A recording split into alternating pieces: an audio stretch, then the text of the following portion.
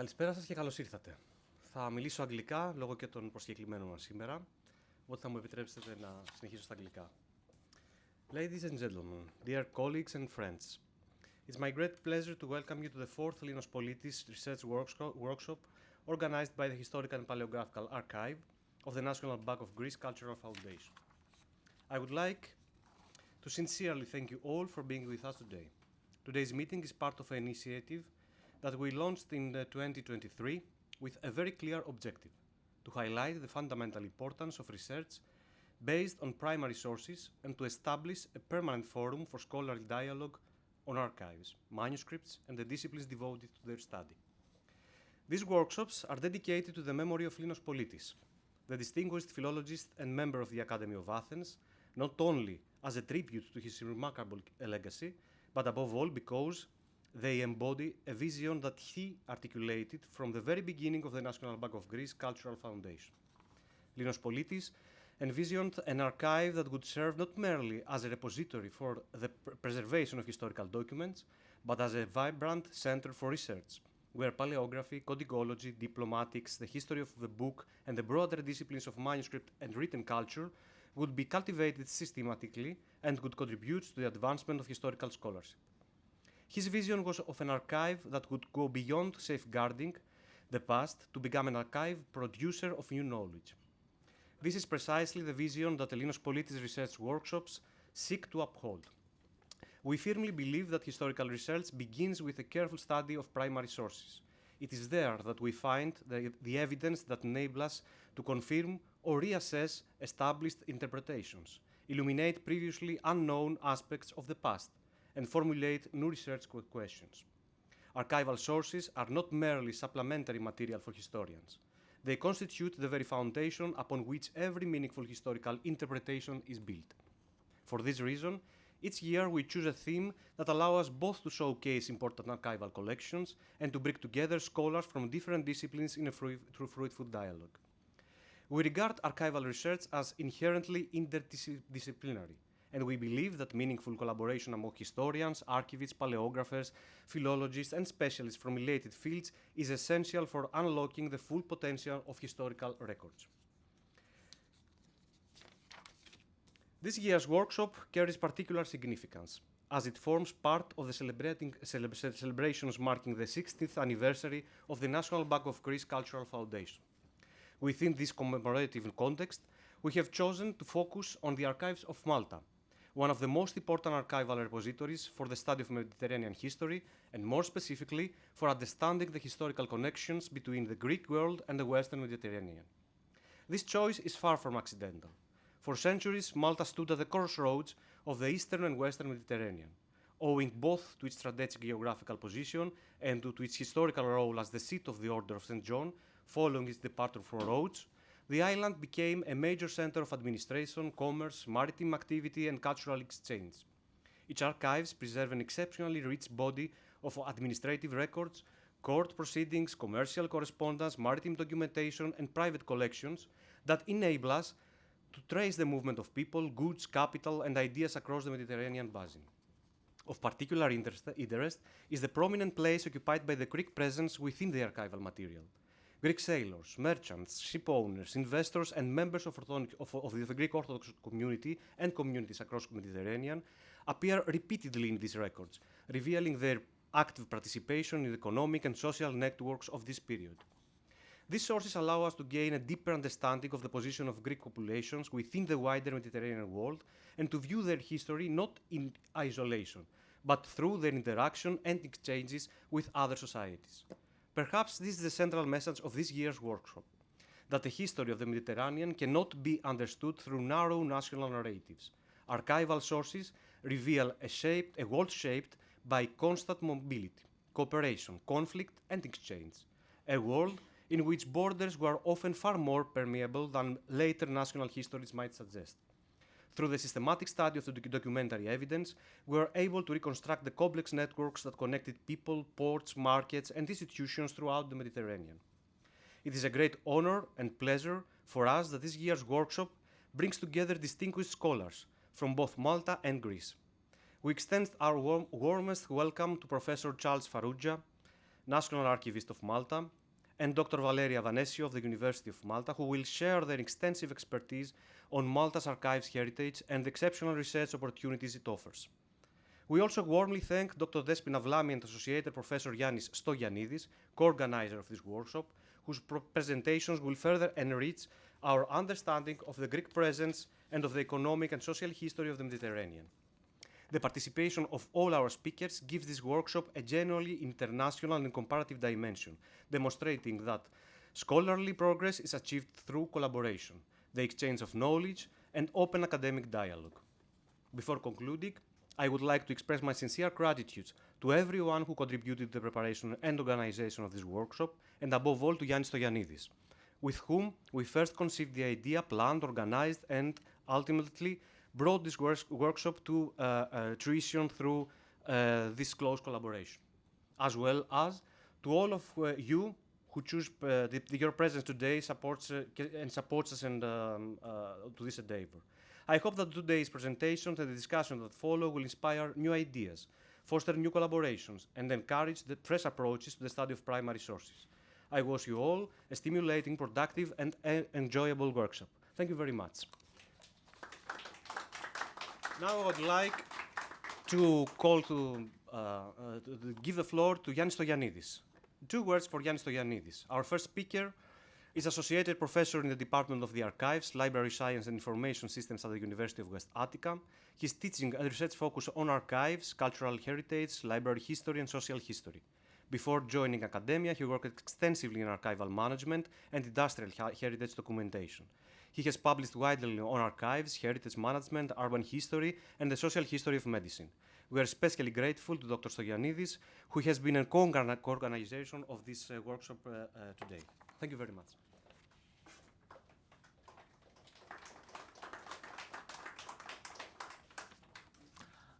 Hello, everyone. First of all, I would like to thank also our invited speakers for coming from Malta today. I'm also thankful to Stavros Gremanis for all his help and his cooperation in preparing this project. I'm very happy that we're having an international workshop, even for one day in Greece, bringing people from Malta and discussing with them ideas and things they have to... sorry? Oh, it's fine. Things they're going to bring us from the records and experience from the records of Malta. Just a short introduction about Mediterranean and how important is archives management about Mediterranean populations. The Mediterranean, of course, is a large area inhabited mainly by populations and civilizations for millennia. Its history has preoccupied and continues to preoccupy historians and researchers in humanities in general. Different historical periods are at the center of interest. Since in each historical period, large administrative mechanisms like empires, kingdoms, and nation-states divided the peninsulas and islands of the Mediterranean basin into borders. For the study of these historical periods, significant archival material from the Middle Ages to the present day is preserved in the archival services of the Mediterranean countries. Greece, Italy, Spain, and southern France have all formed a large network of archival services, while the island states of Malta and Cyprus have a smaller network of services, but with extended historical collections. The services hold material that dates back to the Byzantine and Ottoman empires and continues to the present day. In all the Mediterranean states of the European continent, archivists continue to track and receive archival collections dating in previous centuries. New information is until today added to what we already know. Research in the archives of the Mediterranean states can reveal interesting information about the role of populations in Mediterranean politics, wars, economics, and social relations. Recent research reveals that despite the limited means of transport and communication in previous centuries, populations moved, communicated, and developed economic relations. Venice, a powerful Italian city, shaped the architecture, local culture, and economy in regions in the Eastern Mediterranean. and most importantly, managed through a strong and well-structured administrative mechanism to deliver to future generations a large institutional archive. We were already familiar with the Ionian Islands and the islands of the Eastern Aegean. In 1492, the Edict of the Kingdoms of Castile and Aragon in Spain instructed the Jews of the Iberian Peninsula to leave Spain and relocate to the Ottoman Empire. The Order of the Knights left Rhodes in 1523 and continued its activities in Malta, where they had to face later the Ottoman fleet, and formed there an interesting economic and commercial network in the center of the Mediterranean Sea. The Greek populations in the 18th and 19th century traveled to the Western Mediterranean, and especially in southern France, where they developed commercial activities in the French ports. We know little about these communities and the information preserved in their local archives. As for Malta and Cyprus, which both in different historical periods, but both from the 19th century, they became British protectorates and later British colonies. They have a special, if you would like, a very interesting history that relate them with the British Empire.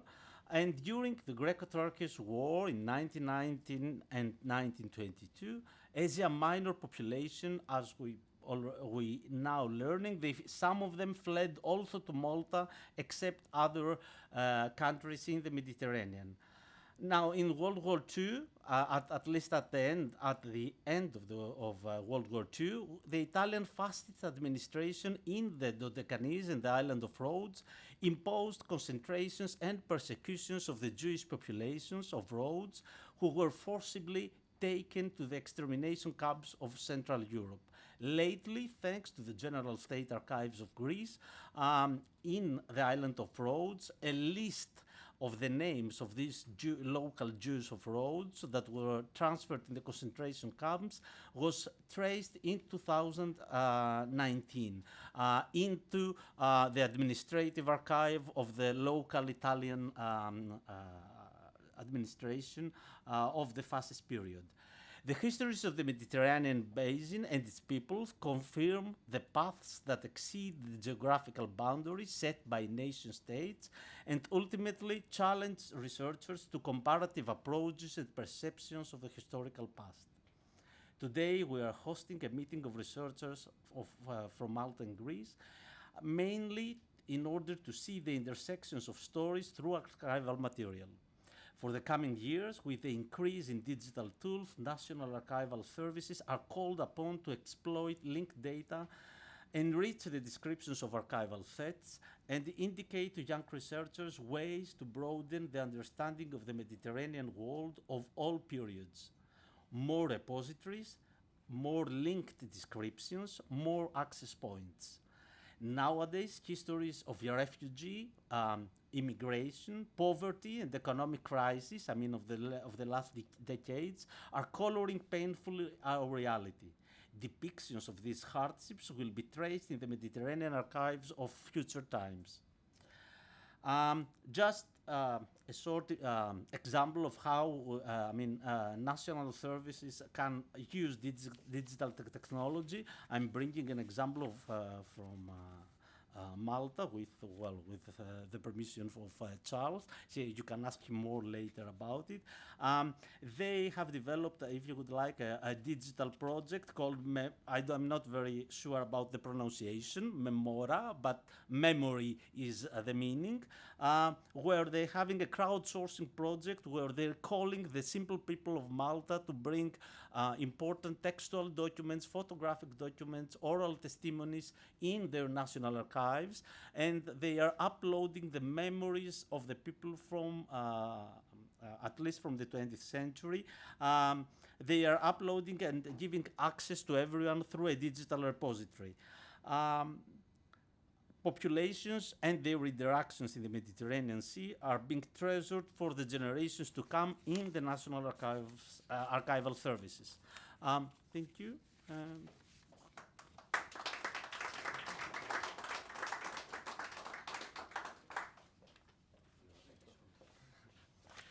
The second speaker is Dr. Valeria Vanesio.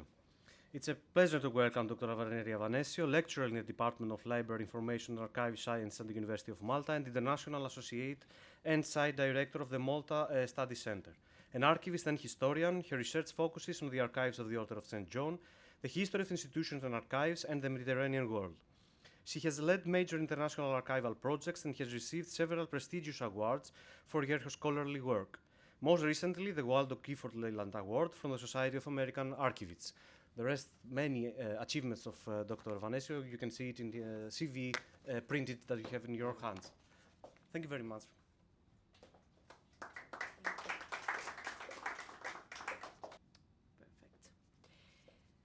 Dear colleagues, distinguished guests, and all members of this scholarly endeavor, it is an honor to speak to and with you today under the auspices of the Linos Polίτης workshop, a forum dedicated to examining the deep historical threads of the Greek world.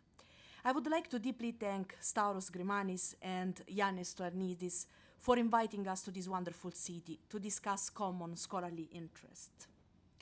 Before beginning this archival journey, I would like to begin by acknowledging the many scholars who have contributed to the scholarship connected with Greek-Maltese relations, primarily Molly Green, Anthony Lattler, Victor Magliamilanes, Liam Gauci, Stelli Fiorini, Simon Teuma, and emerging scholars and students such as Rachel Grillo. A tribute goes to them. While my area of expertise mostly concerns archival history and the Order of St. John, one of the reasons why I was so glad to be invited here today is that I could finally explore some of the immense Maltese archival patrimony to delve more into this specific topic and build an archival mosaic that has been until now only partially explored.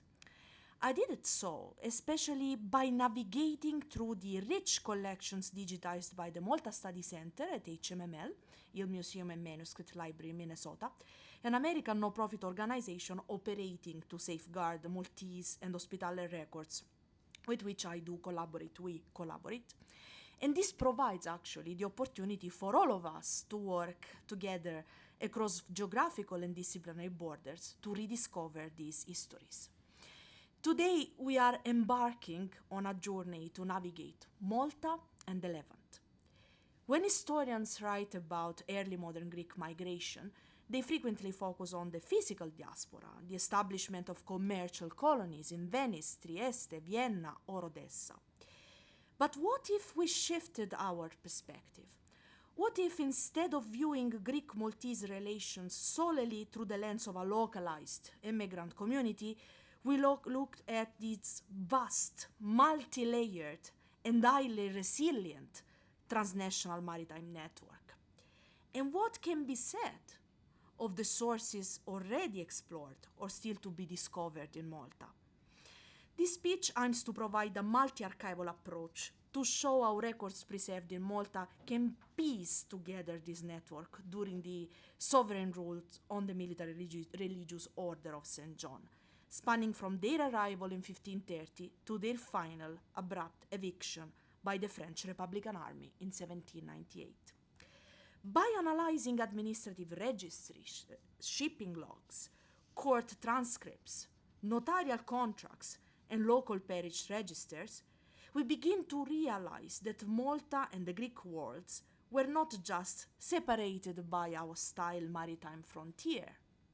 Despite the standard aggressive rhetoric of holy war between the Catholic Knights of Malta and the Muslim Ottoman Sultan, Greek mariners and merchants continuously managed to sail directly through these sovereign divides. They did this by exploiting trade loopholes, leveraging their unique legal privileges, and relying on dual ritual safety nets. In this presentation, we will observe how various independent archives in Malta, when systematically cross-referenced, dismantled the traditional clash of civilizations narrative to reveal a very vibrant world of pragmatism, circulation, and strategic exchange. How do we reconstruct, then, a history that was deliberately scattered across centuries and jurisdictional borders? The answer lies in what I like to define as the archival mosaic. Reconstructing Greek-Maltese connectivity is a puzzle. No single collection in Malta holds all the pieces, but this was most of the time the approach of historiography. Instead, we are forced to systematically cross-reference distinct repositories, each capturing a unique layer of early modern life. However, when we navigate the Maltese archival landscape, we must confront a highly complex reality. The first obstacle is archival fragmentation. Centuries of political shifts, especially under French and British rule, dismembered what were once unified collections, scattering records across various public institutions, private collectors, and international antiquarian markets. This broken archival fabric leaves us with a fractured understanding of how these documents originally related to their creators and their places of preservation, creating a deeply misleading maze. To solve this, our research must focus on the very genesis of these collections to trace their exact provenance. Secondly, we must untangle the overlapping jurisdictions between state, ecclesiastical, and private bodies, boundaries that are often very completely blurred. Finally, nearly 2 centuries of colonial rule brought about subjective rearrangements of these historical papers, heavily worsening this systemic fragmentation. For our purposes today, I will focus on the major identified collections tracing Greek-Maltese relations, but an immense wealth of data still lies waiting in the folds of this complex archival patrimony. First, we have the official state papers of the Knights, the Archivium Ordinis Melitensis, the famous AOM, housed at the National Library of Malta in Valletta. This collection is, let's call it like this, our macro-political window. It contains sovereign decrees, records of diplomatic treaties, and registries of salvacondotti, the precious safe conduct passes granted by the Grand Masters to friendly Levant merchants, including Greeks. But these records also contain the story of the relationship between the order and the Greeks in Rhodes, and of course in Malta, which is fundamental to framing and understanding this afterlife on the island. Second, the notarial archives of Malta, also in Valletta, represent the economic core of this journey. In the thousands of volumes compiled by early modern notaries, like Bartolomeo Sillato or Giuseppe Callus, we find the micro-historical details of daily life, ship leases, marine insurance claims related to Greek trade, credit transactions, and cargo manifests, detailing exactly what was loaded into Greek ships. Third, the cathedral archives in Medina, which house both records of the Inquisition and the Medina chapter, including, as you can imagine, many religious legal frictions, diocesan issues, and the dilemmas of the renegade Christians. Fourth, very important, the Our Lady of Damascus Church preserves the parish registries of the Greek Catholic and Orthodox churches.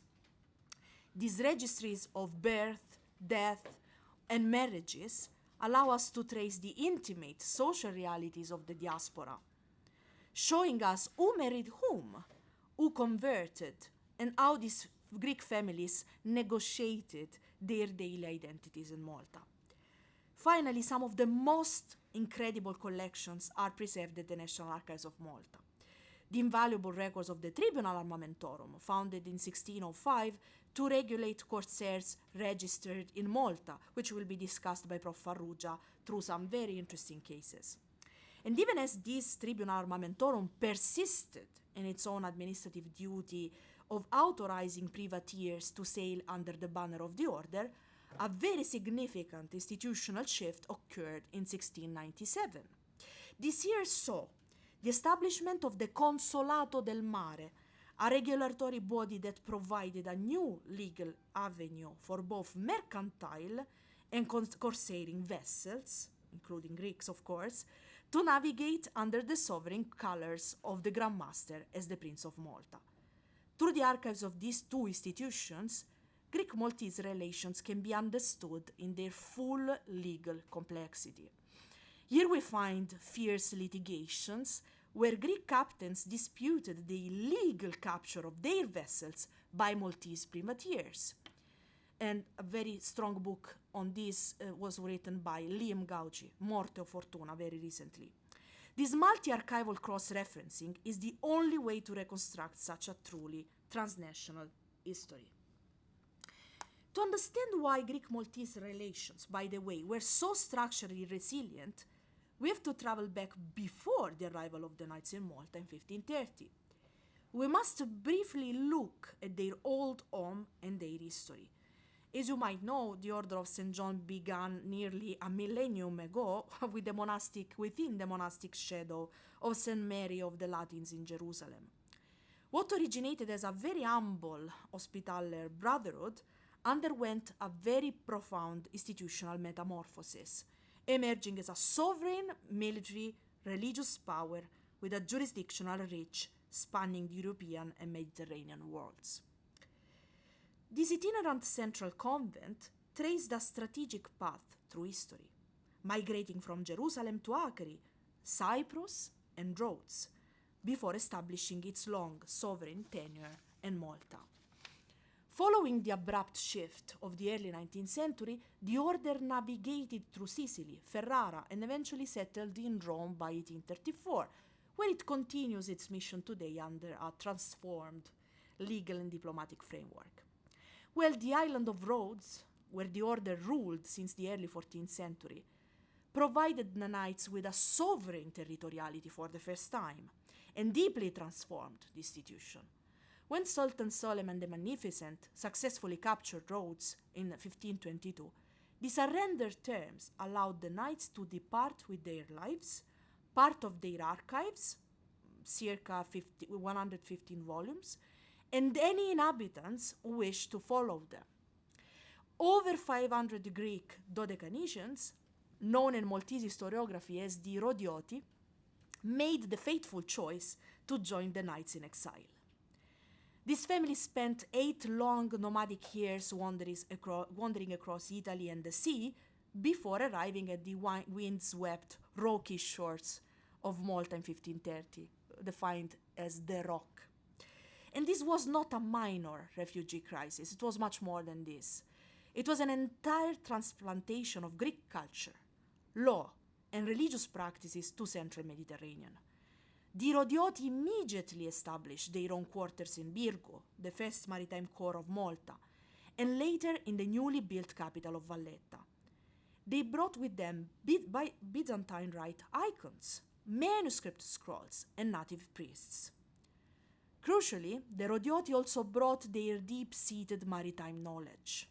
The order's leadership already had decades of experience collaborating with Greek Christian sailors, shipwrights, and captains in the Aegean. When the knights set up their administration in Malta, this Rhodian memory shaped their local maritime practices, their quarantine procedures with their early Maltese quarantine facilities, later on known as the Lazzaretto, and their diplomatic networks, of course, creating a ready-made cultural bridge that linked the rocky central Mediterranean directly back to the warm waters of the Levant. Let us focus now on how these archives illuminate the physical realities of maritime mobility in a few minutes. In the 17th and 18th centuries, the Mediterranean was carved up by rival, heavily militarized empires. On paper, direct trade between the Christian West and the Ottoman Levant was highly restricted, if not entirely outlawed. Yet Greek mariners emerged as the indispensable, fluid, connective tissue of regional commerce. They did this by mastering what historians call the neutrality loophole. As Orthodox Christians born within the Ottoman realm, Greek mariners were technically subjects of the Sultan. This allowed them to sail freely through Aegean and Levant ports. However, to safely cross the central Mediterranean and unload their cargo in Valletta, they obtained safe conducts, salvacondotti, from the Grand Master, or flew the neutral flags of European powers like Venice, not always seen positively by the Knights, by the way, or later in the 18th century, the Russian Empire. And we can track most of it in the Orders Libri Bullarum at the National Library and at the law-course miscellanea of the National Archives, fragmentation once again. Here we find safe conduct registries written in Italian, detailing how Greek captains from Patmos, Crete, Cephalonia were granted official permission to dock in Valletta. They imported the crucial food supplies that Malta desperately needed to survive, wheat from Thessaly, barley from the Morea, olive oil from Zakynthos, and sweet wines from the Greek islands, of course, the very good one. However, these voyages were always fraught with danger. Valletta was home to a massive fleet of privateers, licensed pirates commissioned by the order to ride Ottoman shipping. It was very common for a Maltese privateer to intercept an Ottoman-flagged Greek merchant vessel, seize its cargo under the suspicion of carrying enemy property, and bring the ship back to Valletta to be sold as plunder. But the Greek merchants did not simply accept this fate. They fought back, not with cannons, but with lawsuits. And you can observe in this document, including an original record in Greek, as a legal proof of one of these disputes. They took their grievances directly to the Tribunal Armamentorum, the Maritime Court of Malta, which will be discussed in the next presentation. Our cross-archival research reveals hundreds of legal battles where Greek mariners, represented by local Maltese lawyers sometimes, what a contrast, and consular agents, fiercely argued their cases. They presented their safe conduct passes, cargo manifests, and ship registries, demanding the return of their property under Mediterranean maritime law. However, to explore Greek-Maltese trade relations from the end of the 17th century, the Consolato del Mare Archives offers another important, very important set of sources, revealing the deep complexity of legal issues and insurance practices connected to maritime trade and goods. This is the case of Nicola Caleri, captain of the ship Il Vigilante, flying a Greek Ottoman flag. All the names were Italianized, as you can imagine, but he was Greek. In litigation against Salvatore Lanzon and Federico Muscat, who were Maltese, and the latter two men were members of the insurance company called La Popolare, which fiercely fought against the Greek merchants to keep the Greek goods. And so you can see how complex these, legal realities among all, including also these insurance companies between Greece and Malta. Beneath the grand narrative of religious warfare lay a very highly sophisticated, pragmatic legal framework. The records show that in a number of cases, the court actually ruled in favor of the Greek merchants, ordering the privateers to return the seized ships and pay financial restitution. It was not rare. This demonstrates that both for the Knights and the Greeks, the rule of law and the profit of trade regularly triumphed over ideological differences. Beyond the docks and the courtrooms, however, the Greek presence in Malta had a profound social and spiritual dimension. Hospitaller Malta was an intensely counter-Reformation Catholic society. Within this highly controlled environment, the Greek community had to carve out a space to practice its own faith. The center of this community was the Church of Our Lady of Damascus, La Damascena, in Valletta. Originally founded by the Rhodian Greek refugees who brought their precious icon of the Damascene Virgin to Malta, this church served as the cultural and spiritual anchor for the diaspora. It is one of the registers microfilmed in the past by the Malta Study Center. And as you can observe, I'm sorry for the quality of the picture, on the very first page of this 16th century register of baptism, a member of the Order of St. John, the knight, a very famous knight, by the way, Fra Pietro Giustiniani, and a Maltese woman are acting as godparents of the son of Maestro Ioannis Perdicomati in Valletta, a Greek family. It is meaningful how through these pages another side of the story survives, the one of a community with its own identity, sealing its relationship with members of the order. We need to coexist. We call it convivenza, no? In Italian. And local Maltese people, the other side of the coin, of course, through a very wider concept of faith, religion, and coexistence. Here, the Greek community practiced the Byzantine rite. And to survive under the watchful eyes of the Roman Catholic bishops and the Roman Inquisition, whose records are preserved in the cathedral archives of Mdina and the diocesan Curia archives in Floriana, the Greek clergy had to walk a delicate theological tightrope. They navigated what we can call dual rituality, often adopting the unite positions, submitting to the Pope in Rome while retaining their Greek liturgical rites, to avoid being prosecuted as heretical schismatics. Indeed, this is an amazing case. I still have to study in a deeper way. The Archive of the Inquisition in Malta represents a gold mine of information.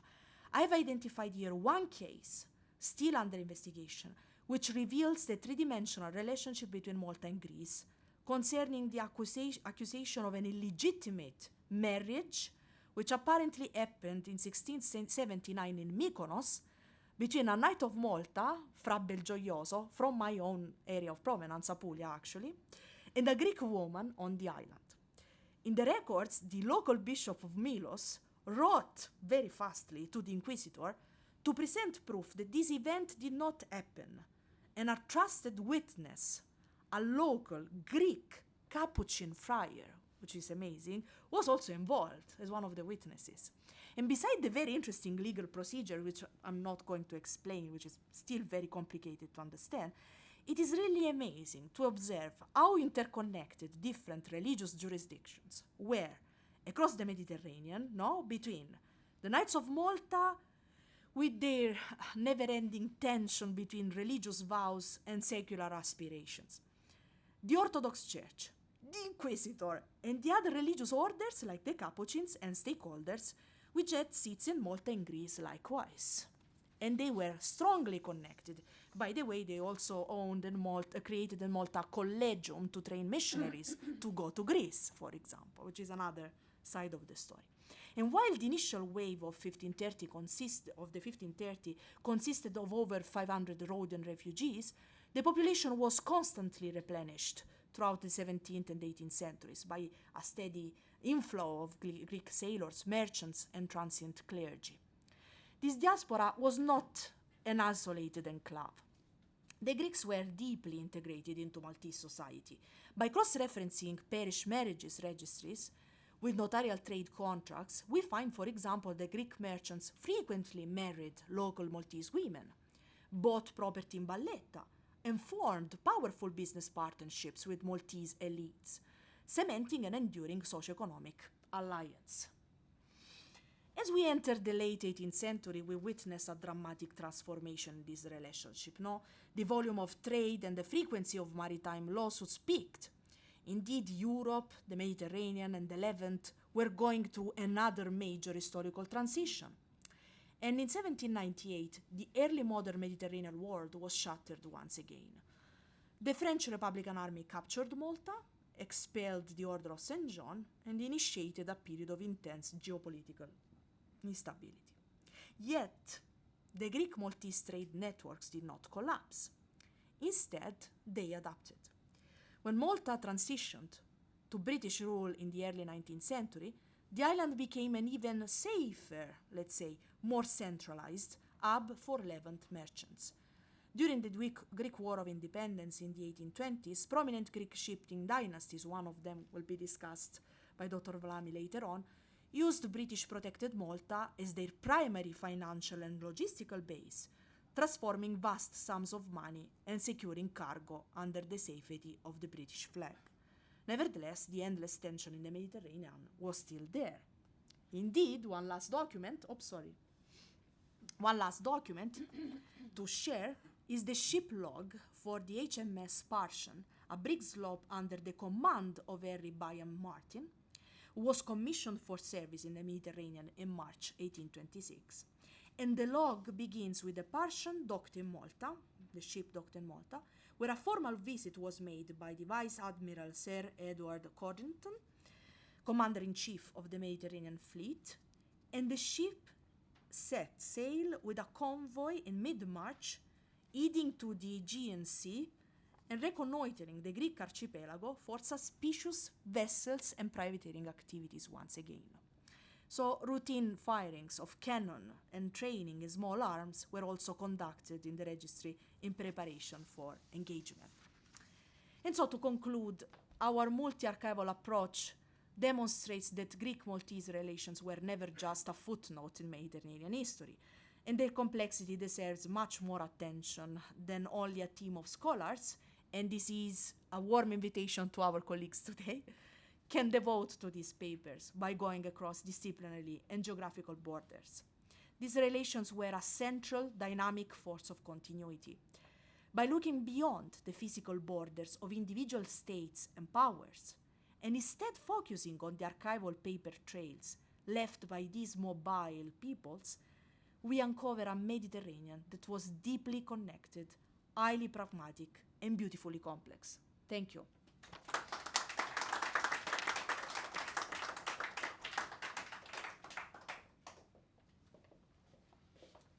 I would like to thank very much Dr. Valeria Vanesio for the enlightened and enlightening presentation, full, rich of information, and giving us the floor for the discussion later.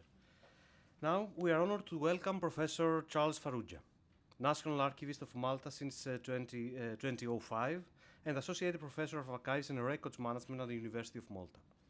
He has played a leading role in the development of archival education and archival policy in Malta, and he has held numerous international leadership positions within the archival profession.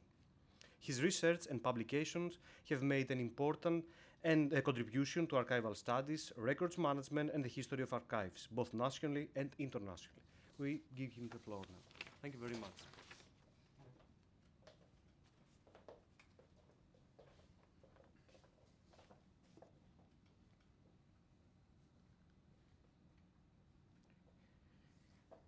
Dear colleagues, distinguished guests, thank you for joining us this evening for this interesting collaboration, which hopefully will not end today, but will open avenues of further collaboration between the two archival and historical communities.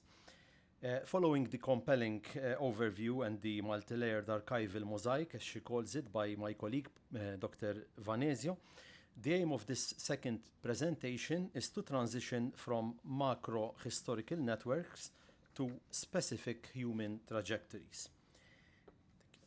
We are going to explore the vivid physical presence of Greece and the Greeks within the Maltese archives from the 16th to the 18th centuries, viewed through the highly specialized judicial lens of a single extraordinary institution, the Tribunal Armamentorum.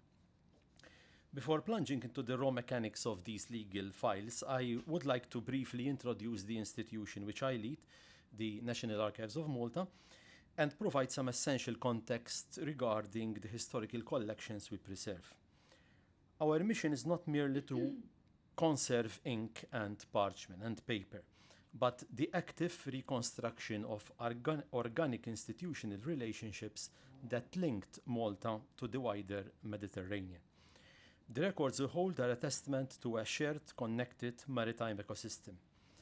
By tracing how foreign actors, specifically Ottoman Greek subjects, interacted with our local courts, we can map the friction, pragmatism, and daily negotiation that characterized the early modern sea.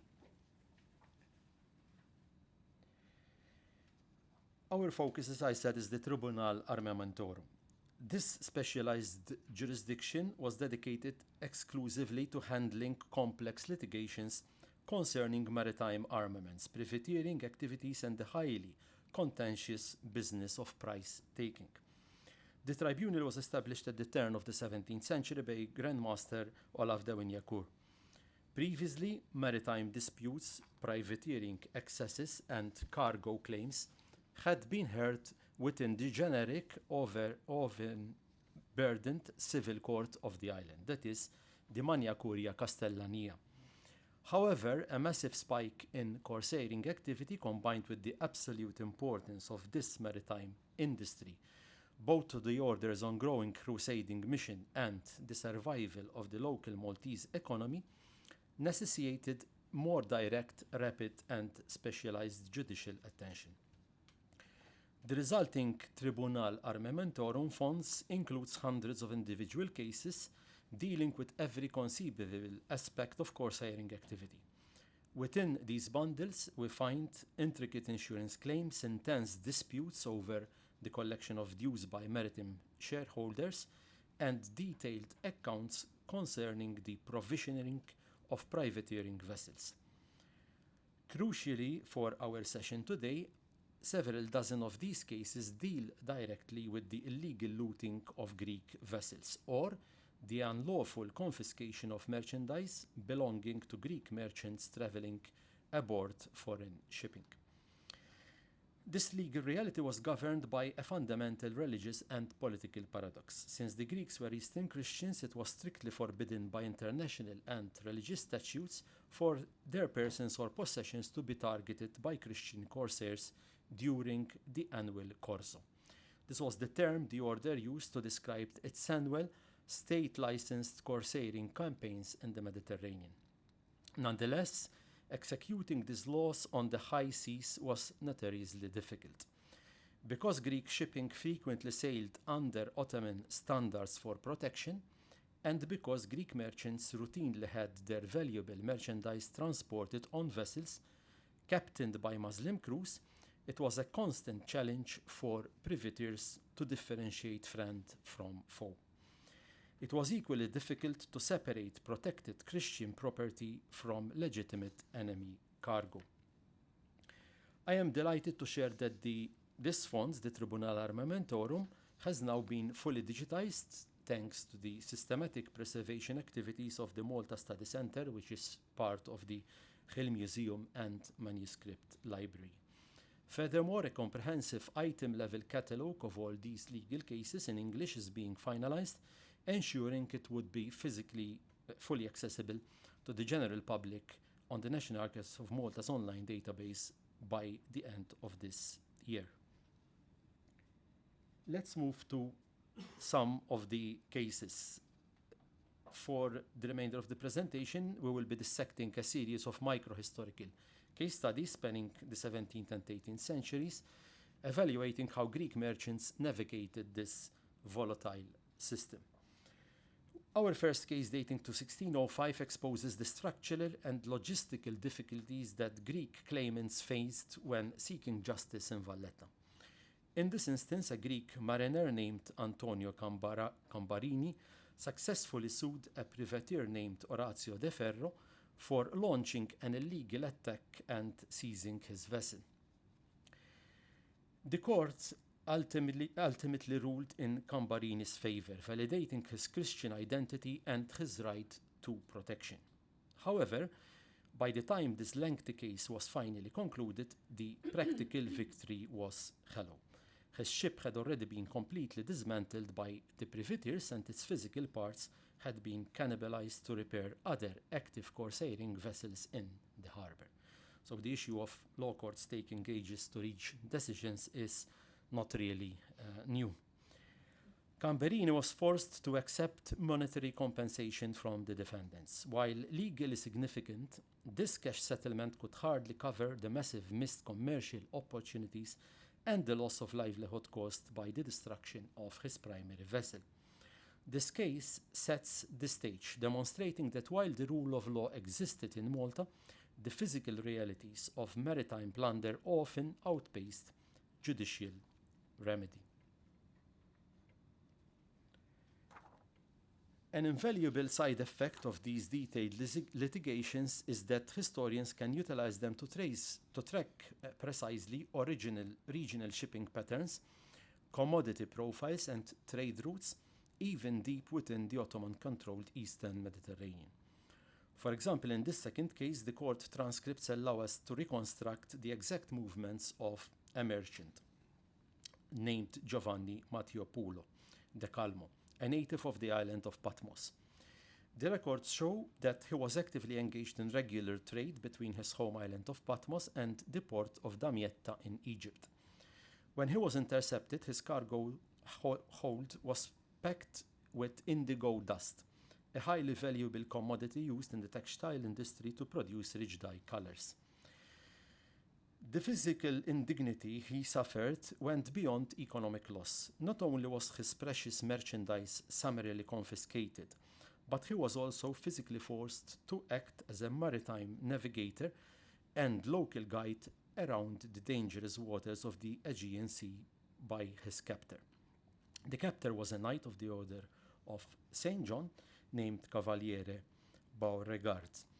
For researchers, this case file is a visual treasure trove. As can be seen from this slide, these bundles routinely include original structural documents, commercial contracts, and official certificates written in Greece. Certificates, safe conducts, and official letters of identity were the central pieces of evidence within these maritime claims. You can see on this slide a striking example of archival material culture. A series of identity certificates presented by several merchants from Patmos, meticulously packed with original rope string and tightly sealed with wax to prove their authenticity to the judges. Unfortunately, in this specific case, these Greek merchants ran into a devastating jurisdictional obstacle. Although the aggressive corsairs who had attacked their ships had indeed sailed directly out of Malta's Grand Harbour, they had chosen to sail under an external corsairing license issued by the Duke of Tuscany. Consequently, the Maltese judges ruled that the Tribunal Armamentorum lacked jurisdiction. The merchants were told that they had to resubmit their entire claim in Florence, not in Valletta. This was a highly strategic, calculated tactic employed by Maltese privateers and foreign captains based on the island to deliberately evade local legal liability. Greek merchants, stripped of their merchandise, ships, and immediate livelihoods, were highly unlikely to afford the exorbitant expense of traveling to and spending several agonizing weeks or months in Tuscany, waiting for their case to be heard. Faced with these international legal walls, many Greek claimants simply gave up, proving that jurisdictional complexity could be weaponized just as effectively as naval artillery. Despite these barriers, the documentation preserved in the compilation of evidence remains incredibly varied and surprisingly rich. As we continue to examine the paperwork of this Patmos case, we find that the merchants managed to secure and submit a formal witness deposition signed directly by the French consul of the island of Zakynthos, then known under its Venetian name Zante. Furthermore, they successfully preserved and submitted an original logbook recovered from one of the looted vessels, giving the court a direct day-by-day account of the voyage before the attack occurred. This cross-referencing of consular activities and ship logs shows how deeply integrated Greek merchants were within the wider European diplomatic infrastructure of the Levant. This continuity of documentation brings us to another logistical and linguistic reality of the Maltese courts. Primary evidence was routinely submitted in Greek or other regional languages that were completely foreign to Latin or Italian, the official languages used by the courts in Malta at the time. To bridge this gap, the Tribunal Armamentorum required official authenticated translations of all foreign documents to be presented alongside the original manuscripts. On the screen, you can see a fascinating example of this process, an Italian transcription of a formal certification originally issued in Greek by Cyril the Patriarch of Alexandria.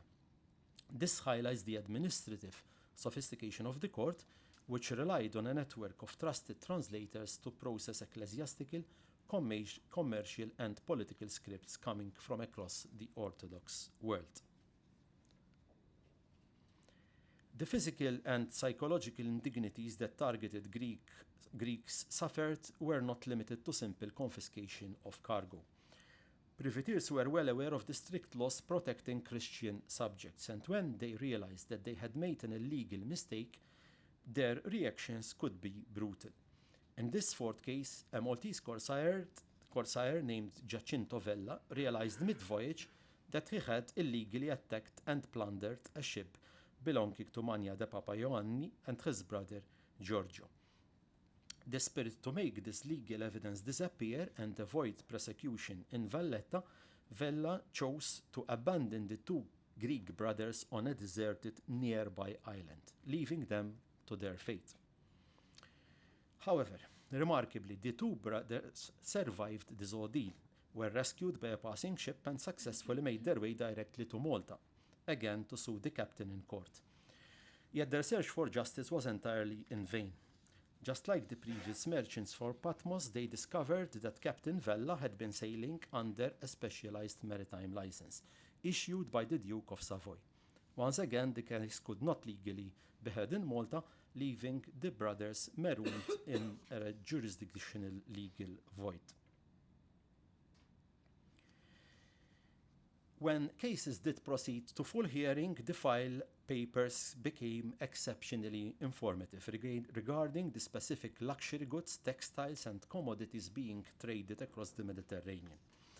In this fifth case, two Greek Christian merchants, Cristodolo de Tortona and the Duca de Salonica, submitted an extensive inventory of their lost property. They reported they were actively trading in high-value commodities, including sugar, raw and unworked incense, processed silks, canvas, and fine high-quality handkerchiefs. Crucially, they also reported that their cargo had been physically marked with their own unique mark, personal merchant signs. You can see these markings on the slide, exactly as they were carefully reproduced by the court scribe within the text of the legal document. These distinct merchant signs were applied directly onto crates, barrels, and bales of textile goods to differentiate between the individual property of different merchants who had pooled their capital to load cargo onto the exact same vessel. This provides clear evidence of collective commercial organization among Greek traders operating in regional networks. Occasionally, the tragic misfortunes suffered by these unfortunate Greek travelers were not even the direct fault of the corsairs themselves, but were caused by the chaotic climate of the early modern sea. Our sixth case follows a Greek cleric, Papas Nikolo Preka, a Venetian subject, who was traveling alongside his son aboard an Ottoman Turkish merchant vessel. The ship was intercepted and legally attacked by a Knight of the Order and licensed corsair named the Tampes. Upon inspecting the passengers, Commander de Tampes fully honored the legal exemption protecting the Christian Papas and his son, promising to disembark them completely unharmed at their next physical landfill. However, before they could reach port, the vessel was caught in a violent Mediterranean storm and completely destroyed against the rocks. In the chaos, Nicholas' young son tragically drowned, while the priest himself washed ashore only to be captured by local Muslims and sold into slavery. After enduring 4 agonizing years as a captive, Preka was finally ransomed. He was subsequently sent to Malta under the direct auspices of the Holy See to launch an official claim for financial compensation from the Tampes, remaining maritime insurance, showcasing how a single maritime tragedy could ripple across religious and political borders. While luxury items like silk and incense appear regularly, the vast majority of the physical merchandise being transported across the Levant consisted of essential food supplies. In our 7th case, the cargo manifests detailed bulk shipments of dates, salt, and sugar. merchants routinely traded several completely different categories of items, simultaneously attempting to intelligently anticipate exactly what commodities would be in the highest demand at their ultimate destination. To secure these varied transactions, multiple forms of official certification are evidenced throughout the documentation, ranging from royal wax seals to administrative stamps and highly formulaic legal binding signatures. Because of this international commercial traffic, the Tribunal Armamentorum Fund possesses the highest concentration of non-Latin script documentation in the entirety of Malta. While it contains an immense amount of Greek script, researchers will also find numerous original documents written in Arabic, Ottoman Turkish, and even Armenian, reflecting the true polyglot nature of early modern maritime trade. To offset the exorbitant costs of international travel, extended lodging and legal fees in Valletta, affected Greek merchants developed highly sophisticated collective strategies. Rather than traveling individually, they frequently appointed a single legally authorized procurator to travel to Malta and represent all of their independent complaints simultaneously. In our 8th case, a Greek monk named Papas Nikofor Katsoura, traveling from the historic monastery of St. John on the island of Patmos, was dispatched to Malta as a specialized procurator. He was officially empowered to represent a large group of independent merchants from his home island who had been collectively plundered by two prominent corsairs, Francesco de Giovanni and Giovanni Santoro. The monastery's direct structural involvement was driven by a clear economic reality. A significant portion of the looted merchandise had been originally intended for the monastery itself, which functioned as a central stakeholder of financial backer in the commercial companies of many of these local island merchants. This case clearly demonstrates that Eastern Christian monastic institutions were not merely spiritual retreats, but functioned as active commercial hubs and financial engines of early modern Levant shipping. As we transition into the 18th century, the geopolitical landscape of the Mediterranean underwent a major realignment. Increasingly close diplomatic and commercial relations between the Kingdom of France and the Ottoman Empire meant that French mercantile interests were frequently harmed by the ongoing privateering activity of the Maltese Knights. Consequently, this Tribunal Armamentarum files for this period begin to show an increasing number of official documents issued directly by the French royal authorities, working hand in hand with Ottoman Greek merchants. On the screen, you can see a formal notice issued by the French consulate of Rosetta. Are we on the same slide? Okay, this is the one, thank you. The consulate was launching a fierce institutional complaint regarding a series of privateering attacks launched against a ship captained by a Greek mariner named Costantino Gregorio. Gregorio's vessel had been chartered to transport the property of French merchants alongside his own cargo, and the file explicitly preserves and displays the distant merchant marks of these French traders alongside the Greek documentation, illustrating a shared transnational front against the privateers of the order. We'll move to our final case, which underscores a fundamental reality of early modern maritime law. Litigation in court was a grueling and agonizing, lengthy process. In this instance, a merchant named Antonio Boccaccio sued the corsair Francesco de Giovanni for launching an illegal attack on his ship while it was executing a trade voyage from Rosetta to the island of Rhodes. The legal battle dragged on for so many years that Antonio actually died of old age before the court could issue its final sentence. He was subsequently replaced in the active court records by his son and legal heir, Nicola Boccaccio, who had to continue pouring family resources into the lawsuit.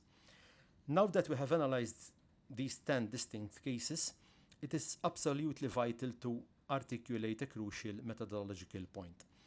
No one goes to court unless something has gone terribly wrong.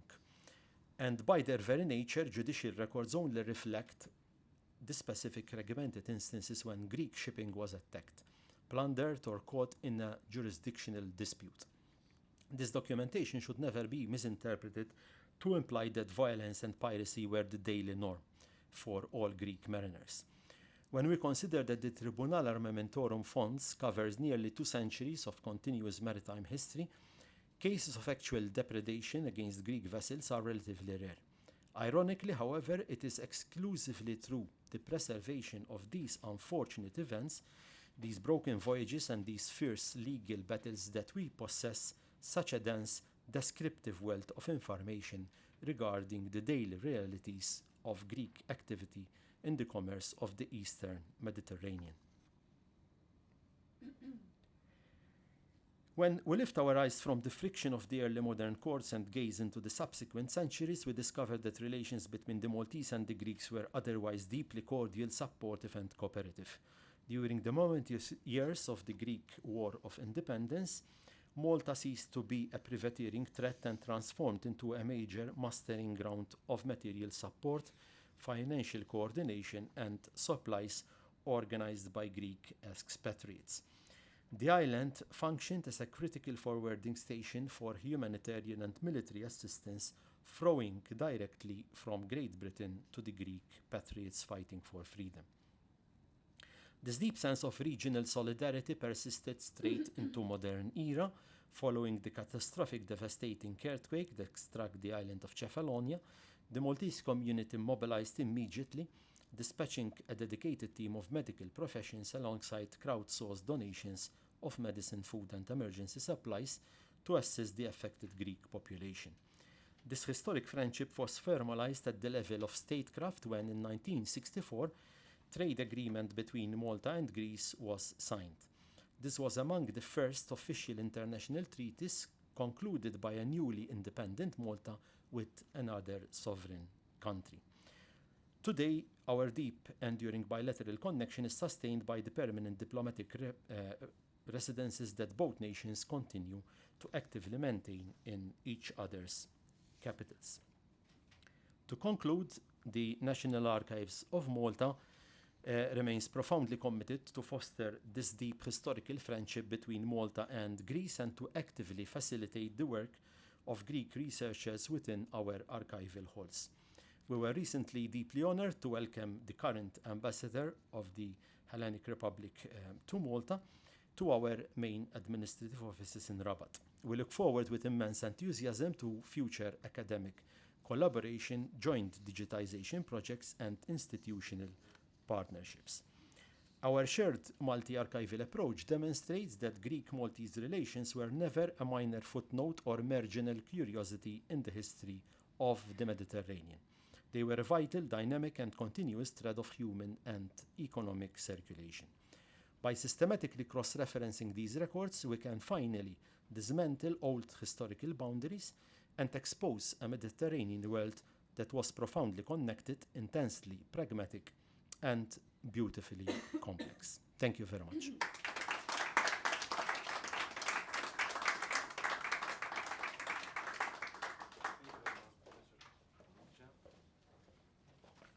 Now we pass to the final speaker, who is Dr. Despina Vlami, Director of Research on the Center for Research on Medieval and Modern Hellenism of the Academy of Athens, a specialist in Mediterranean economic history. She has devoted her research to international trade, business history, and the Greek commercial diaspora from the 17th to 19th century. She is the author of several influential books on Mediterranean commerce and the Levant Company, and serves as on the editor board of the journal Business History. We are delighted to have her here with us today.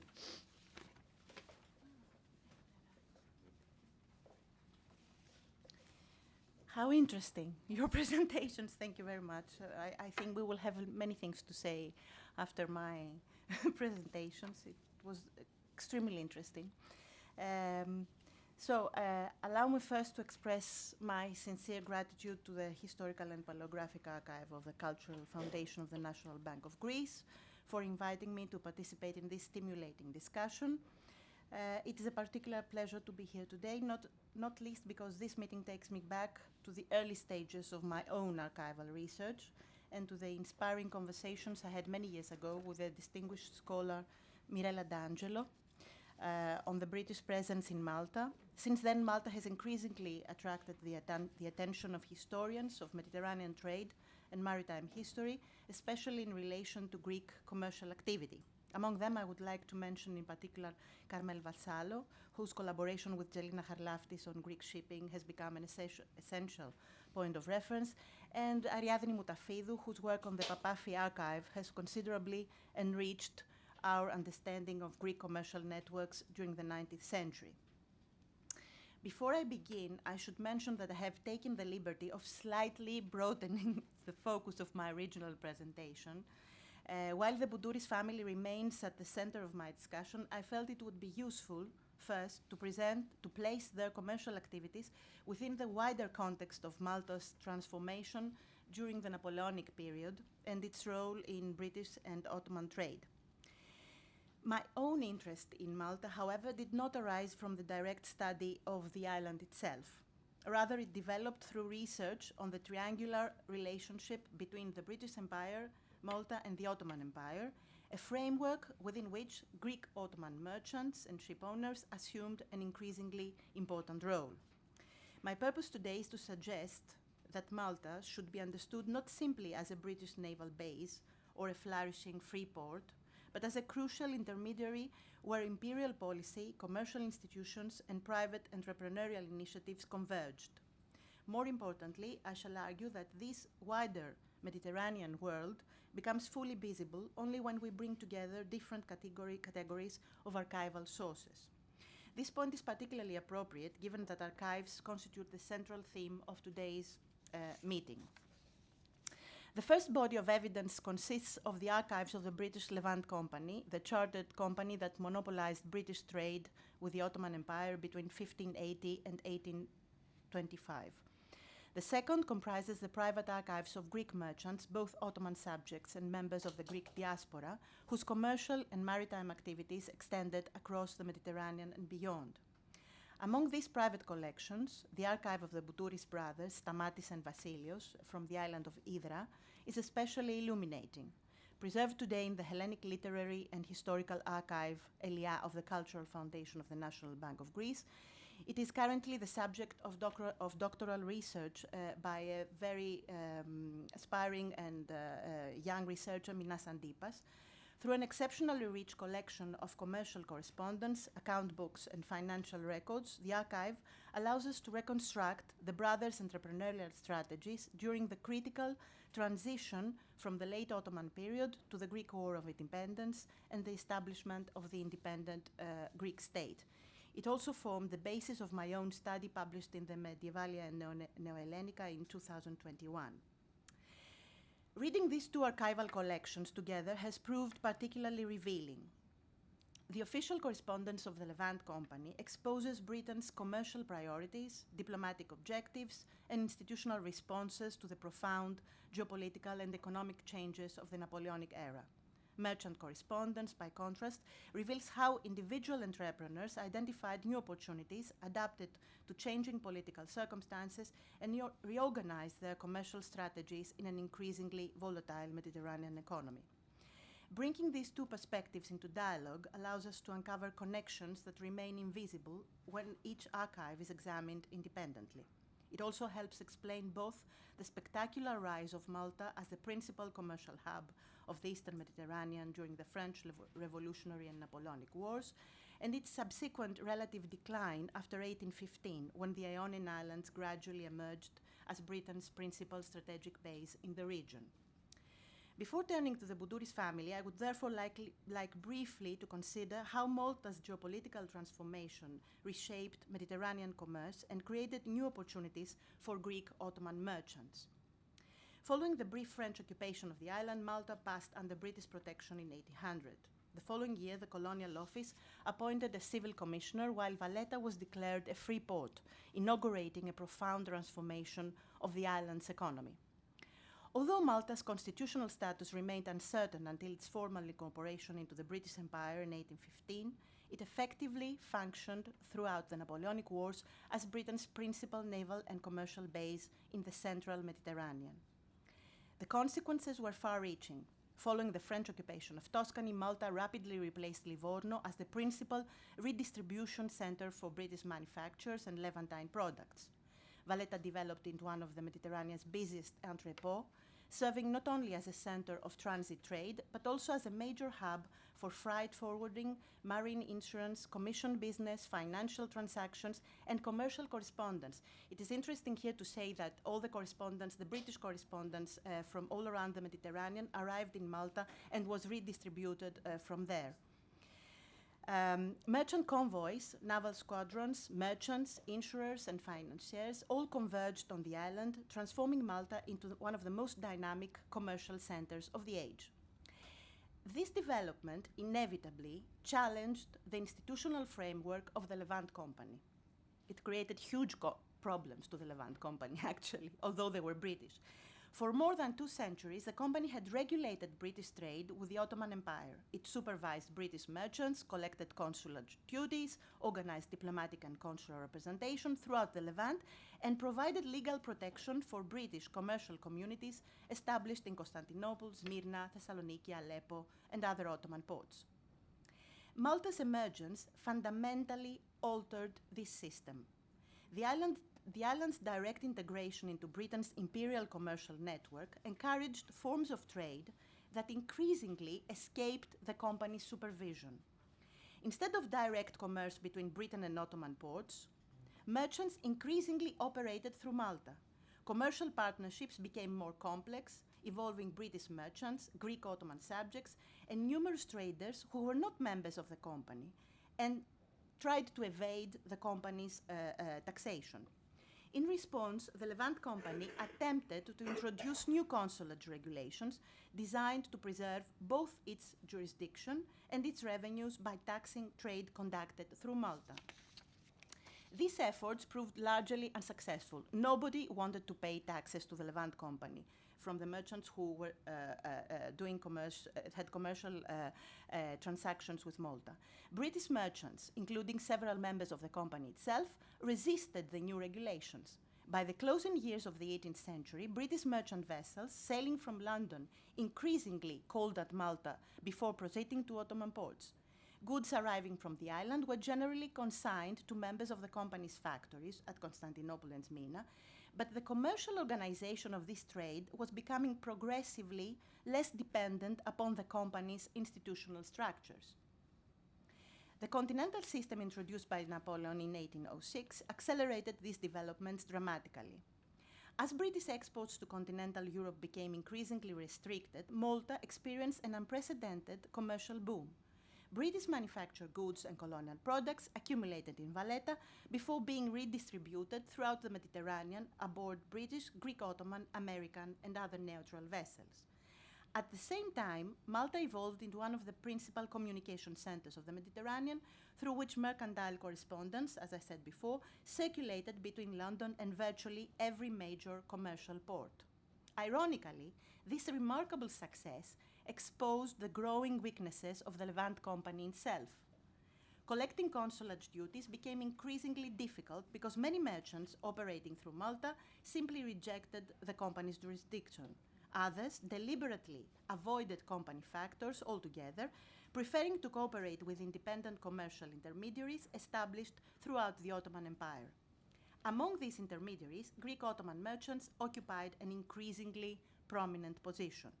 Many operated under British protection patents, combining legal flexibility with extensive regional knowledge, multilingual abilities, and well-established commercial networks. These advantages enabled them to become indispensable participants in the new commercial order that emerged during the Napoleonic Wars.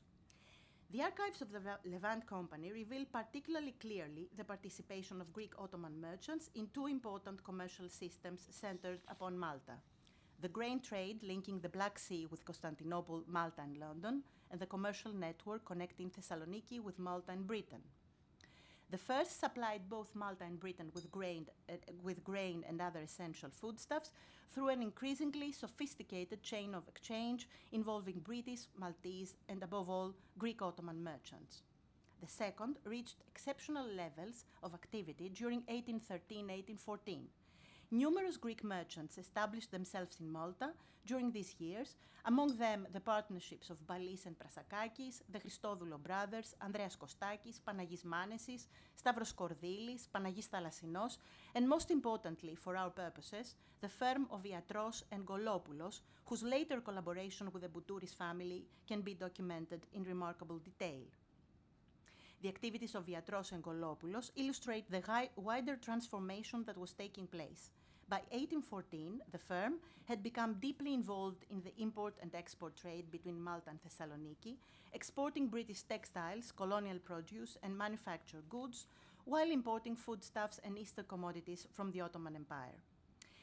Yet, their significance extended beyond the movement of commodities alone. Iatros and Golopoulos formed a part of a much wider entrepreneurial network linking Malta with one of the most dynamic Greek merchants and ship-owning families of the island of Hydra, the Boutouris brothers. The Boutouris archive allows us to enter this commercial world from the perspective of the merchants themselves. Long before the creation of the Greek state, Stamatis and Vassilios Boutouris had established a remarkably extensive network extending from Lisbon and Madeira in the west to Malta, Constantinople, Smyrna, Thessaloniki, Odessa, Ceres, and the Peloponnese in the east. Their business activities reached far beyond the transport of goods. They invested in commercial partnerships. They had one with Panagiotis Beglopoulos also, which was very important throughout the period that they were active.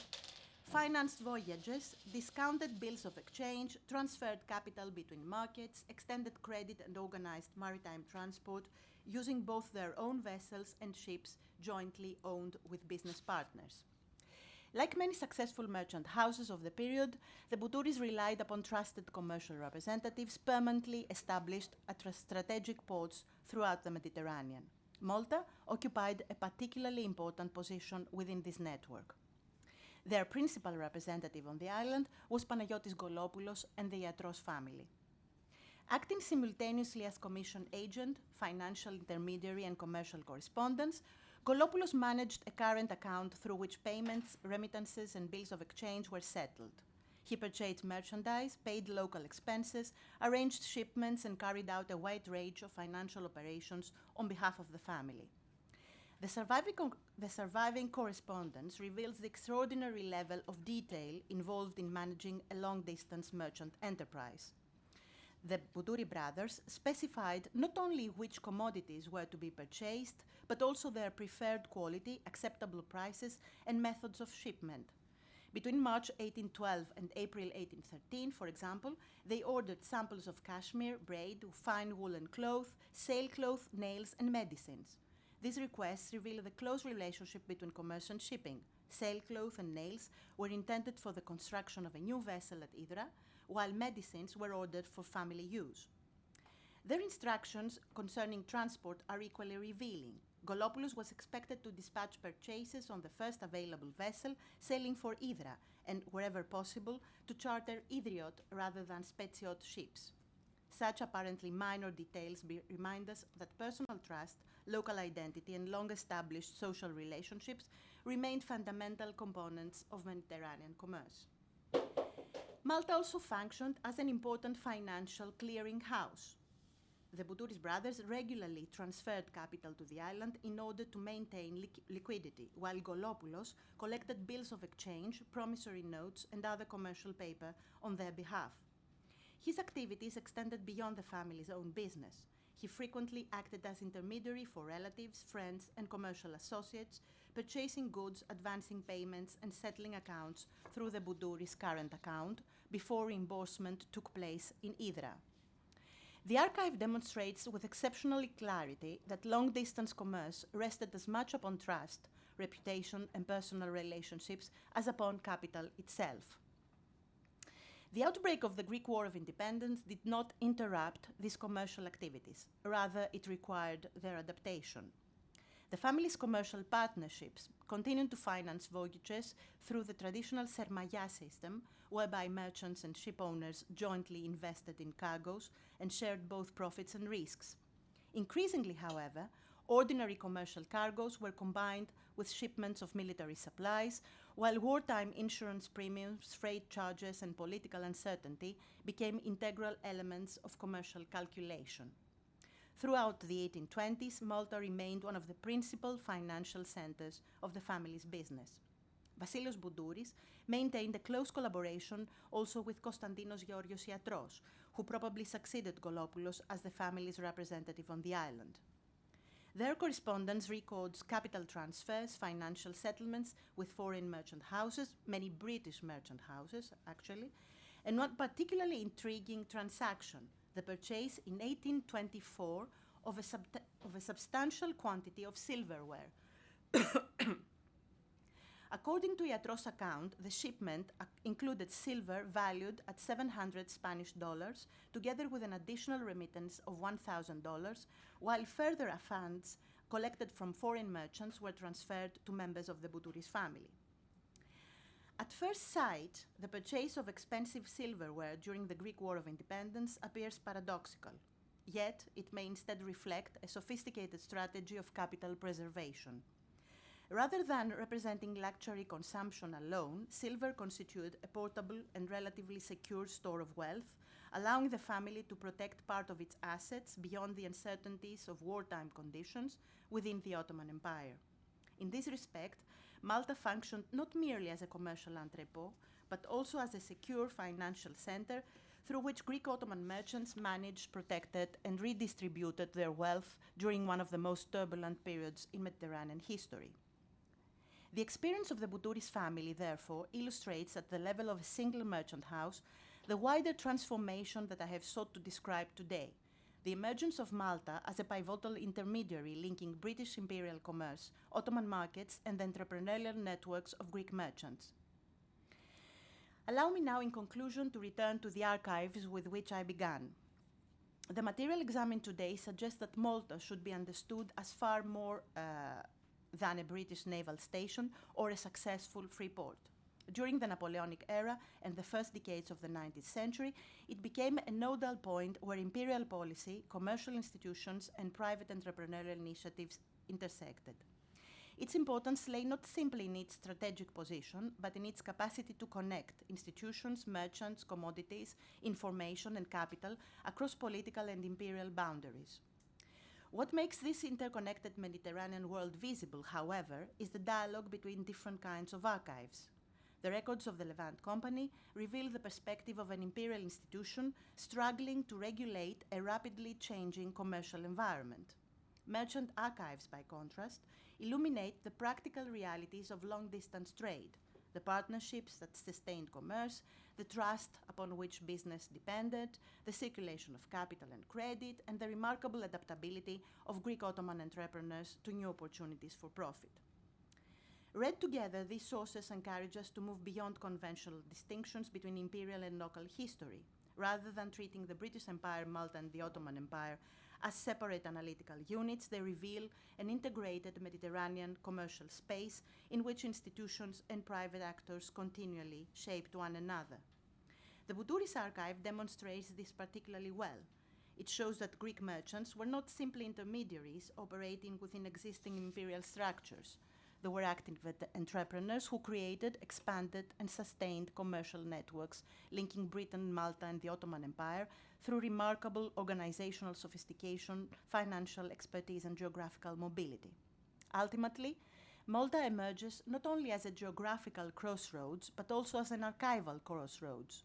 Only by bringing together institutional records and private business papers can we reconstruct the full complexity of the Mediterranean economy during the age of revolution and empire. Such an approach enables us to recover the multiple scales on which commercial history operated, from imperial policy and international trade to the everyday decisions of individual merchants, and in doing so offers a more integrated understanding of Mediterranean connectivity during the long 18th century. Thank you.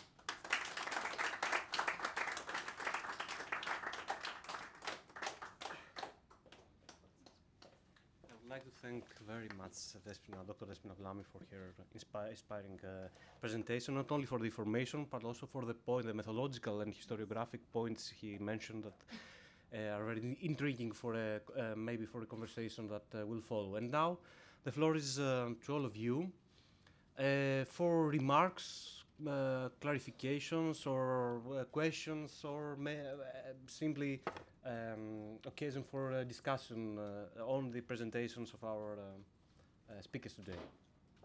Please don't hesitate to μπορείτε να το πείτε και στα ελληνικά και θα το μεταφράσουμε αν υπάρχει το ερώτημα. Okay, thank you. Thank you all very much. It's a very exciting presentation. Going through cases of claims of particular merchants in Malta and business correspondence, one tends to focus on the small image of history, as you all said.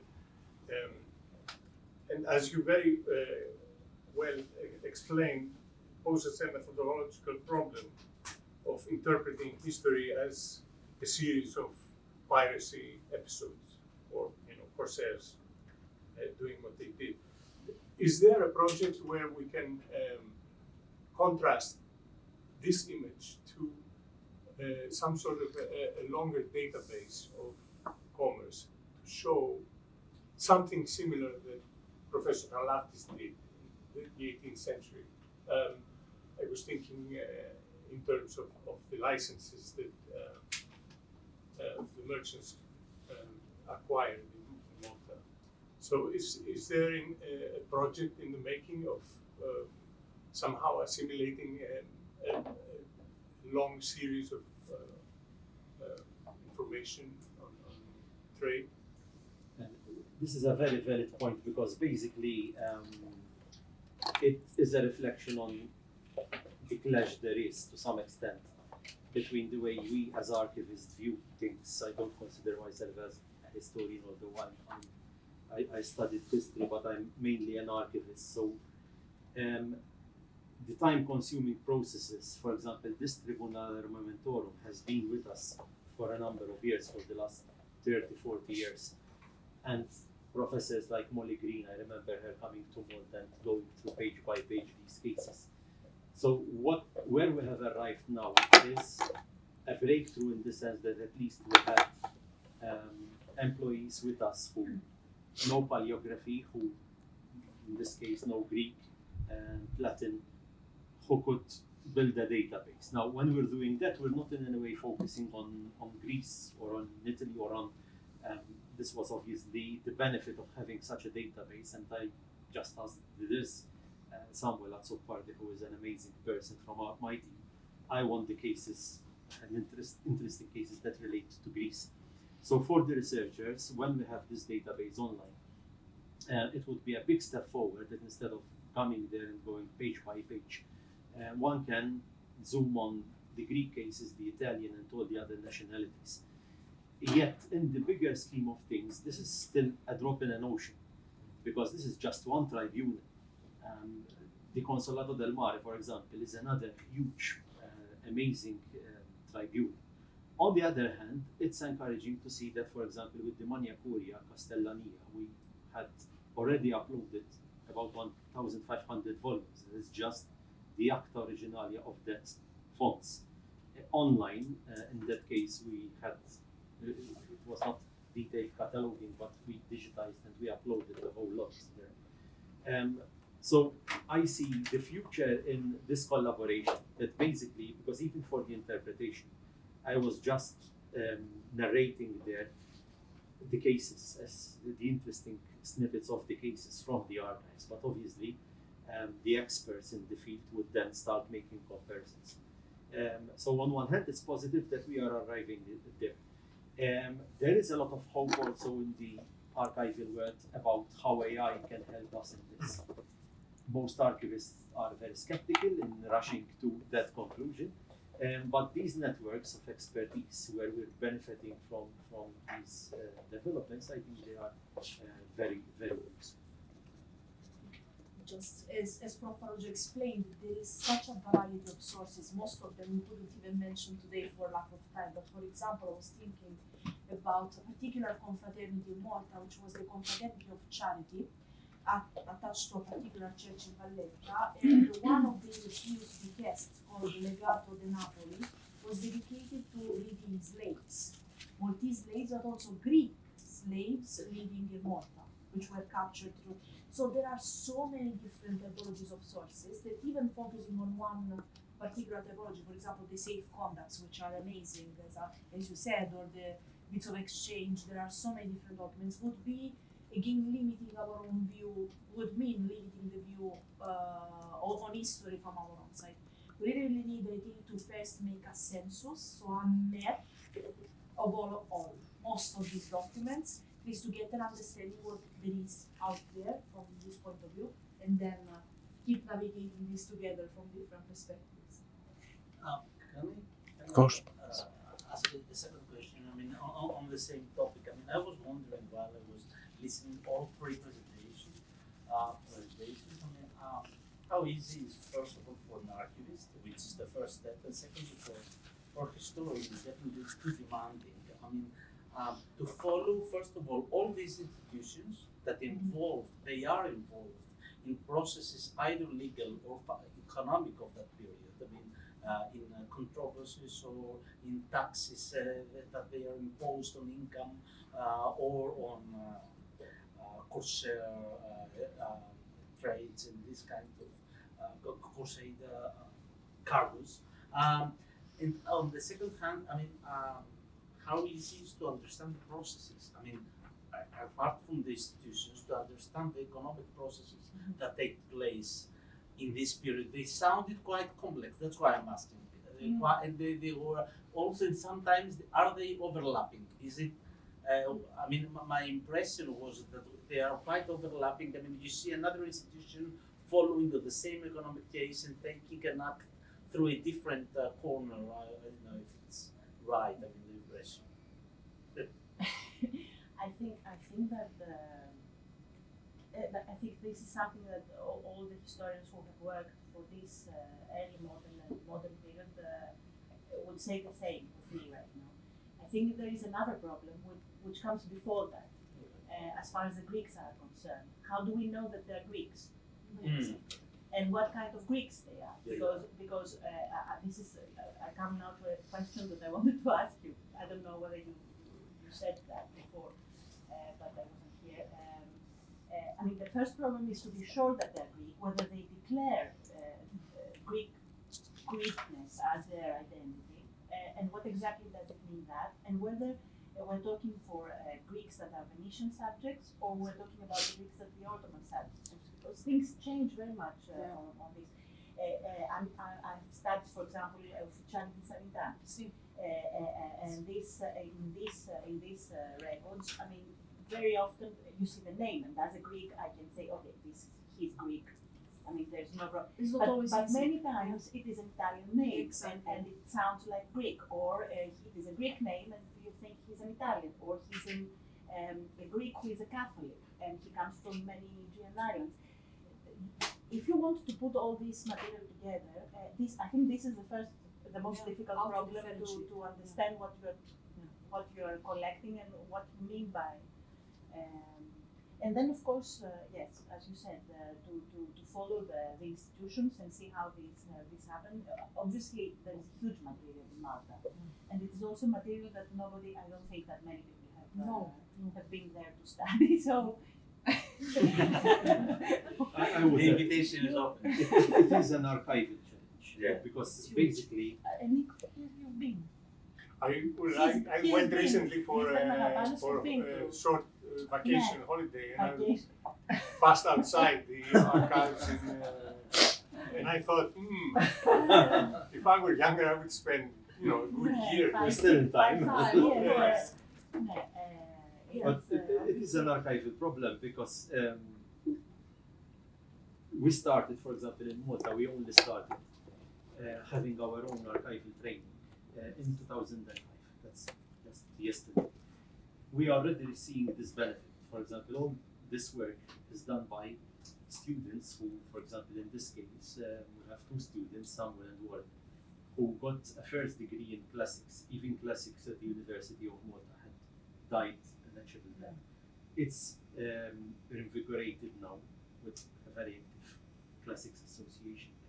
So they studied a first degree in classics. Then they came to us and we trained them as archivists. So basically, to this even point of whether these people were Greeks or not, as an archivist, we can only basically state what's in the document, which can be misleading because, for example, with even Maltese, who are the Maltese? Anyone who is listed up to 1964, you'll find them all as British subject. This is a British subject. Obviously, we would argue we were Maltese at that time. Not, we were under the British, but not British in any way. So the archivist role is to basically create the funding aids, but even those did not exist. So even when Molly Green came there and probably conducted research, we simply gave the volume. You have to browse through. So that's why this collaboration can happen. And about the names, what helps a lot is the context of the document. For example, if these people are mentioned in the legal disputes, they have to declare their provenance, or their heirs all the time. It was mandatorily, requested in the documents, that for sure, as well as in parish records, of course, for all the reasons we know. So there are certain documents which are less misleading than others. But of course, in the case of the Legato di Napoli, the redeems the names. Some of these Greek people married in Malta, bought properties in Malta, they became Greek Maltese. And so also their surnames, like Breka and many others we mentioned, they are today Maltese surnames. So even late in the 18th century, we can't really distinguish what do we mean for Greek Maltese, as you rightly pointed out. So it also depends on the sources. From an archival point of view, there are many complications. We just mentioned, especially Malta is very complicated. We love it, but it's complicated from many different reasons.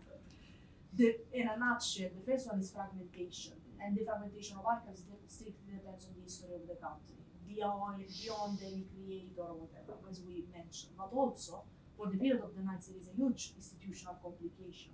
The Knights were not just a military religious order. They were also the ruler and the principality. The Grand Master was the Prince of the Island.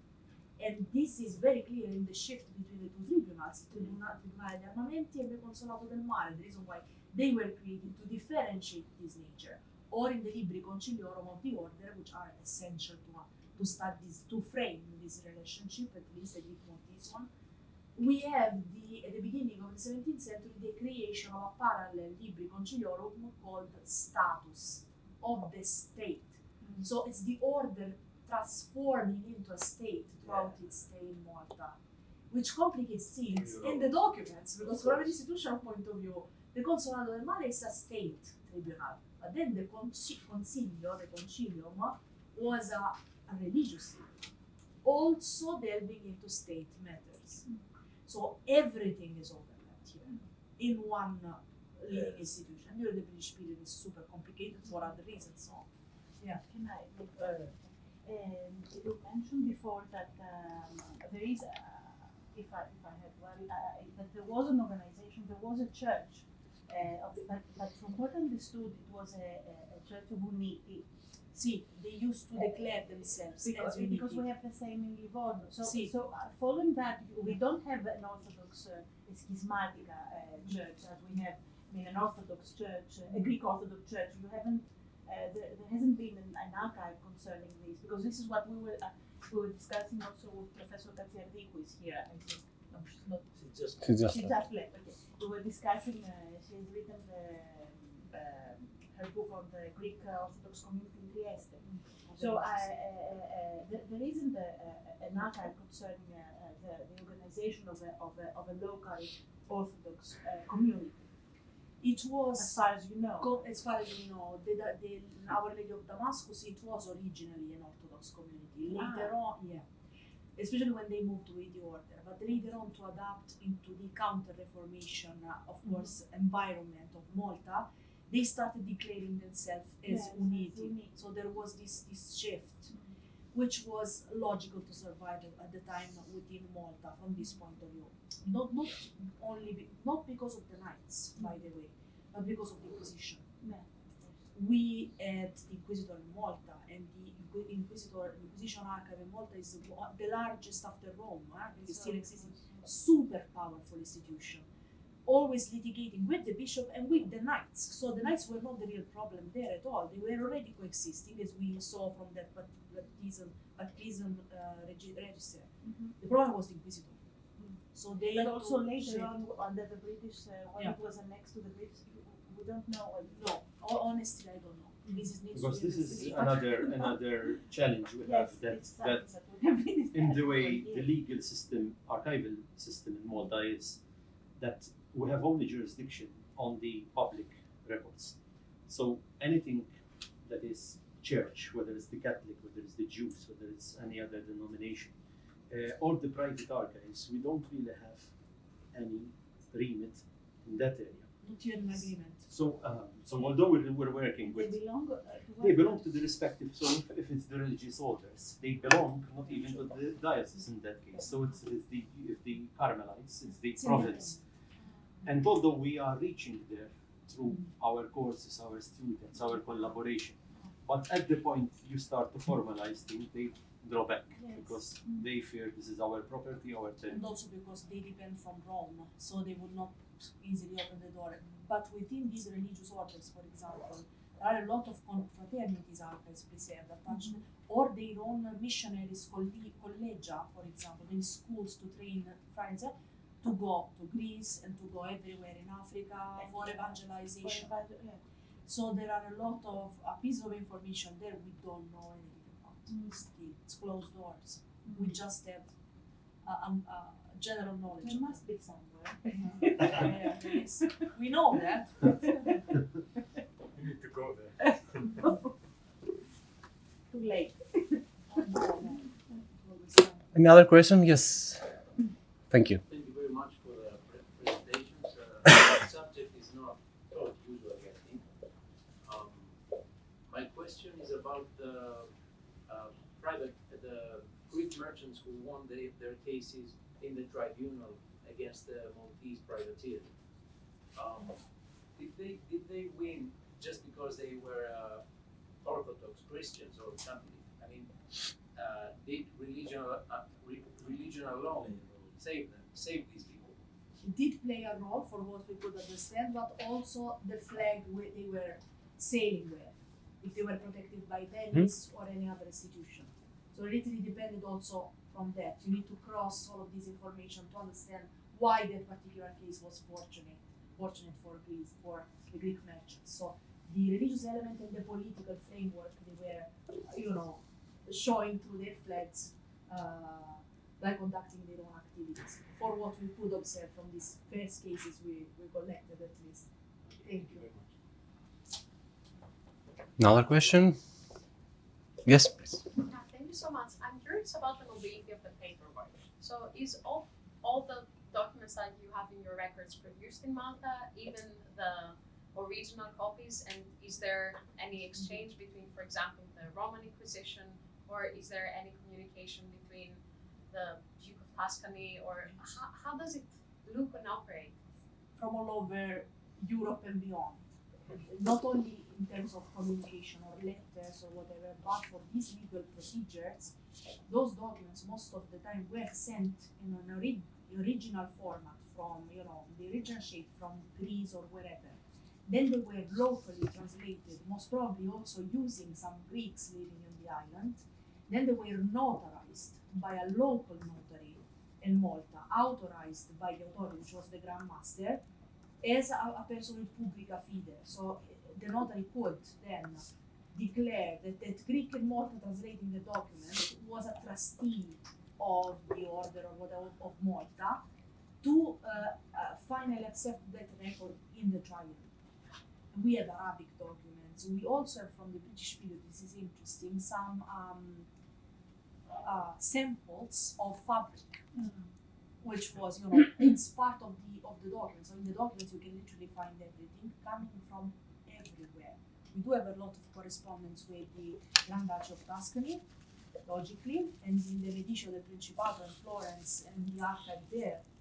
if there is a luxury of documents about there was an amazing conference about the Medici in the Levant some years ago, organized by the Medici Archive Project, which was amazing. But there are a whole set, for example, not just letters, of the avvisi, the notices about Malta, Greece, in their own archive. So this is all our network of information reflected in particularly rich way in Malta.